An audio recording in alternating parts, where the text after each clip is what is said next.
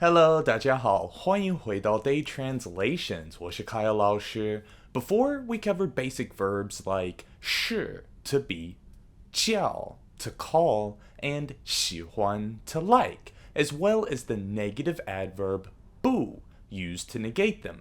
For today's lesson, we're going to cover another fundamental verb in Chinese, as well as the second negative adverb that's used along with it. So let's get started. The verb that I wanted to cover today is 有.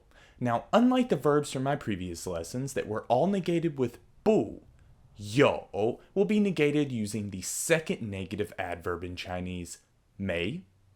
So we have 有 and 没有.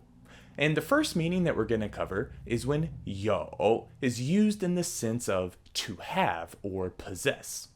And this one is actually pretty easy. So we've covered family before. So imagine that you have a little brother. You could say 我有弟弟. 我有弟弟. I have a little brother. And if you don't have a little brother, you could say 我没有弟弟. 我没有弟弟. I don't have a little brother. Pretty easy, right? But what if you have two younger brothers? How would you say that? First, let's take a look at the verb object phrase 有弟弟, to have a younger brother. In Chinese, in order to numerate an object, we must first split the verb and the object apart. Then we can place modifiers in between. So for having two younger brothers, 两 will be used for the number 2 when we're counting, and then we'll need to make sure we have the right measure word that's used with people, and that's 个. So we would say 两个弟弟. 我有两个弟弟. 我有两个弟弟. I have two younger brothers. So now let's do a little challenge here. How would you ask the yes or no question, do you have a younger brother? 你有弟弟吗? 你有弟弟吗? Do you have a younger brother? Good. The second meaning of the verb 有 is when it's used in the sense of to exist. And in English, this will typically translate as there is or there are.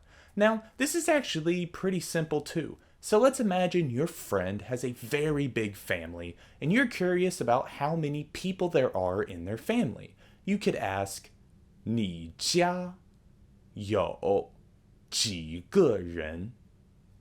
你家有几个人? Literally, this means your family, there are how many people? Or how many people are there in your family? 几 means how many. 个 is the measure word that's used with 人, people.